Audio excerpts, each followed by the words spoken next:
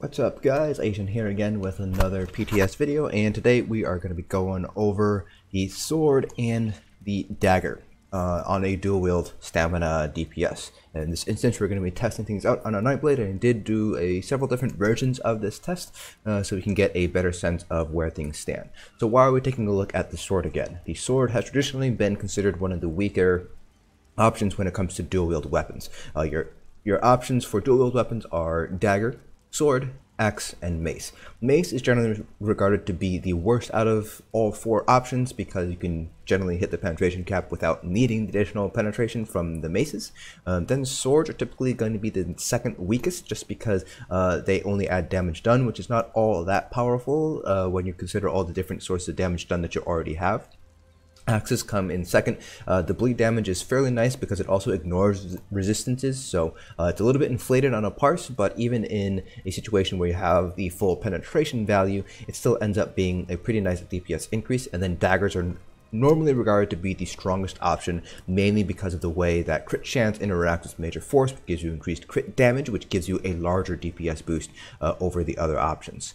However, in the Wrathstone PTS, they did decide to buff the swords, so instead of each sword giving you 2.5% additional damage done, they now provide 3% damage done instead, so an increase of half a percentage point or 1% if you're using two swords. Now, while I was testing out a couple of different things for stamina DPS, one thing that tested out was the Deadly Strike set.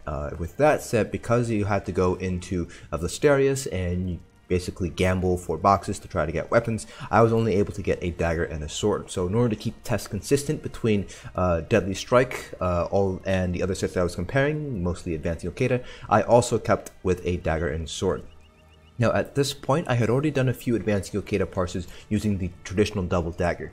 However, when I was testing out the Deadly Strike setup, I found that some of my dagger sword parses were actually higher than my double dagger parses. So at that point, I was a little bit interested. I kind of wanted to see whether or not the swords were actually going to be doing a little bit better. The buff was actually a little bit stronger than we originally anticipated. I went on to Toxic Rating Environment, the Discord, and kind of asked around, and I also saw that some people also had higher self-buffed parses using swords compared to daggers. So that kind of lent a little bit more evidence as to kind of explore this route. So I decided to go ahead and explore this route on my Stamina Nightblade.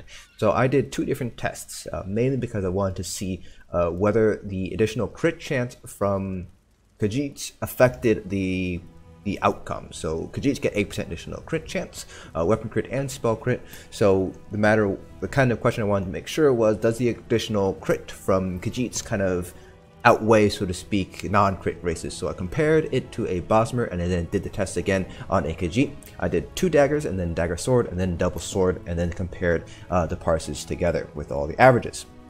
Now let's go ahead and take a look now at the results here. I do have some additional numbers down here that I do want to talk about really quick. So on the left hand side, this is with the Bosmer. So this is with the Wood Elf. So again, double dagger, dagger sword, and then two swords. 5 parses, I should say. I did a couple of parses and then I dropped some of the outliers. I averaged them all together and I had the standard deviation here.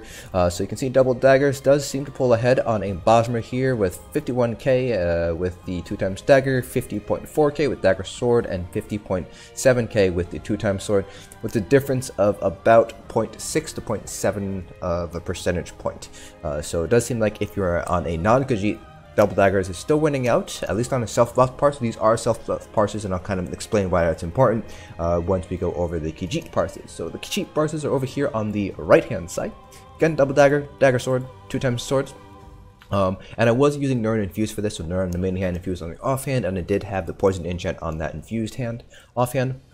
So double dagger on the Khajiit pulled 52.3k, dagger and sword pulled 52.2k, and 2x sword pulled 52.2k. So double daggers is still pulling out ahead here with the difference of about a quarter of a single percentage point, so 0.25 percentage point. And so down here, these were actually the max parses that I managed to get using double daggers and double swords. So my maximum parse here was 53,848 with the double daggers on the Khajiit Stamina Nightblade, and 53,983 with double swords on a Stamina Nightblade Khajiit. So just taking a look here, it does seem like double daggers is still winning out, even though the max parse for the double swords was just a little bit higher.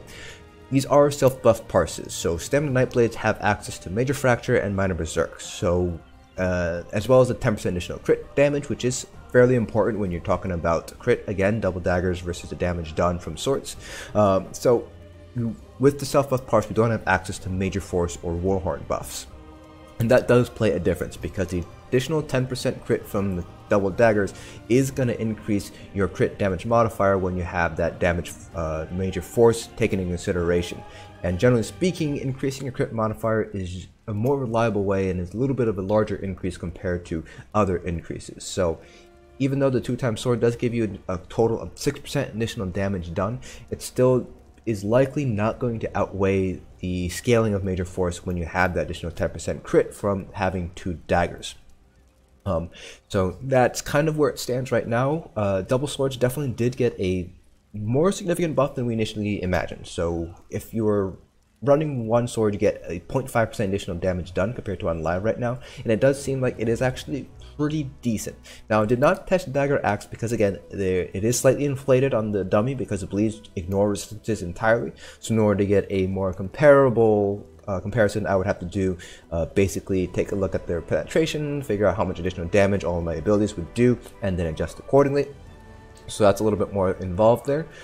So I would still say that double daggers is going to be the best combination for stamina DPS, but if you do happen to get a sword drop, don't decon it right away. You might be able to use it until you get your second dagger drop, or even if you have double swords, that's still not a terrible option. Just keep in mind that double daggers does end up pulling out just a little bit ahead. As we can tell from these solo self-buff parses, it's not a large amount. With the Bosmer, it was only about 300 DPS. With the Khajiit, it was only about 100 DPS. So in an actual raid environment, this would probably translate to maybe 1k, 2k at most in terms of DPS difference. So double swords is a fairly decent option if you are having bad RNG and are not able to get daggers for whatever front bar set that you happen to be running.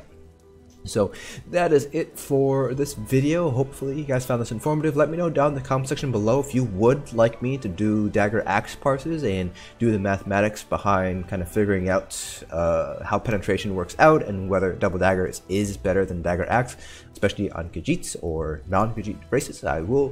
I do intend on doing it at some point, but I am more interested in how the racial changes that are coming up next Monday are going to play out. So I'm probably going to explore that first, but if you guys do want to know the Dagger Axe versus double daggers, I will be more than happy to do those tests as well. Hope you guys found this video informative, and I'll see you guys in the next dungeon.